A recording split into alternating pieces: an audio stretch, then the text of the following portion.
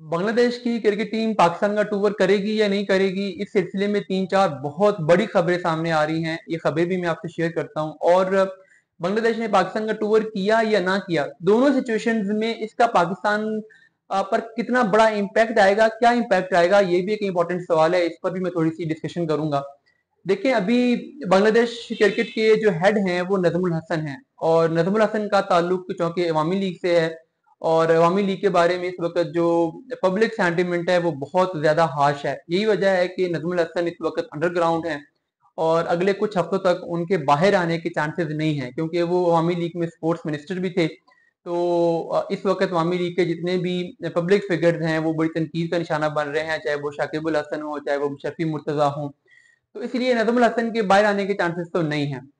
अब जो Bangladesh cricket board है, अगर उन्होंने पाकिस्तान टीम भेजनी है तो उसके लिए जो बोर्ड का सरबराह होता है उसकी अप्रूवल जरूरी होती है। सिलेक्शन कमेटी ने जो टीम सेलेक्ट करनी है उसमें भी उन्होंने रोल प्ले करना होता है, जो वीजा प्रोसेस करनी होती है उसमें भी उन्होंने रोल प्ले करना होता है। तो उनके बगैर ये चीजें चल नहीं सकती।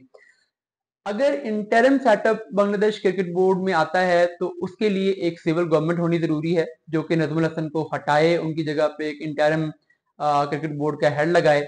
क्योंकि इस वक्त सिविल गवर्नमेंट तो बांग्लादेश में है नहीं, और अगर आ भी जाती है अगले 2-4 दिन के अंदर तो स्टिल उनकी जो प्रायोरिटीज होंगी उसमें स्पोर्ट्स नंबर 1 पे नहीं होगी। वो पहले आके अपनी कैबिनेट सेट करेंगे, पॉलिटिकल कुछ जो इंटरनल इनस्टेबिलिटी है उसको देखेंगे। तो interim setup Bangladesh cricket board में जब आएगा तो उसको कम से कम भी चंद हफ्ते लगेंगे। उससे पहले ये पॉसिबल नहीं है कि इंटरिम सेटअप पर कोई गौर किया जाए बांग्लादेश की सिविल गवर्नमेंट की तरफ से।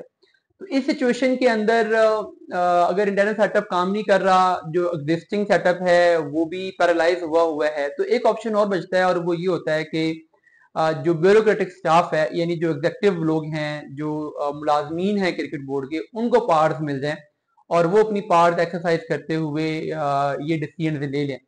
अब इस मामले पर भी अगर ये पावर्स अगर उनको मिलनी है तो भी वो जाहिर है सिविल गवर्नमेंट की तश्कील पाने के बाद ही ये चीजें हो सकती हैं।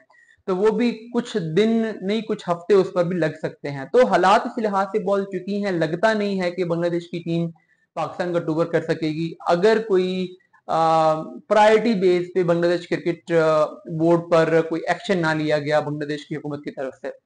अब अगर बांग्लादेश की टीम पाकिस्तान नहीं आती तो होगा क्या? जो टेस्ट चैंपियनशिप के 2 टेस्ट मैचेस के पॉइंट्स होने थे पाकिस्तान के, अब इन सीरीज को या तो रीशेड्यूल किया जाएगा। रीशेड्यूल करने के लिए विंडो आगे अवेलेबल नहीं है। पाकिस्तान की टीम बांग्लादेश की सीरीज इस तरीके से है कि दोबारा ये दोनों टीमें किसी विंडो में इकट्ठे अवेलेबल नहीं होंगी, तो ये बड़ा मुश्किल हो जाएगा इसको रीशेड्यूल करना। तो इसका मतलब है ये फिर कैंसिल हो जाएगी सीरीज।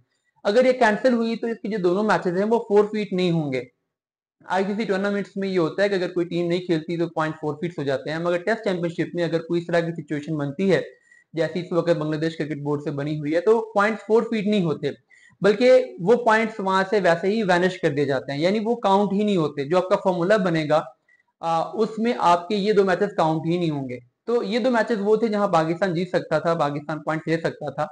तो लिटरली अगर ये मैचेस ना हुए तो पाकिस्तान टेस्ट चैंपियनशिप साइकिल की फाइनल खेलने की रेस से बाहर हो जाएगा मैथमेटिकली, क्योंकि बाकी मैचेस की बुनियाद पे 60-65% पॉइंट्स लेना पाकिस्तान के लिए पॉसिबल नहीं होगा। तो इस लिहाज से पाकिस्तान के लिए ना सिर्फ ये सीरीज ना होना एक फाइनेंशियल धचका होगा, बल्कि पाकिस्तान के क्रिकेटिंग मामला के लिए, पाकिस्तान के टेस्ट चैंपियनशिप के पॉइंट टेबल के लिए भी एक बहुत बड़ा खतरा बन सकता है।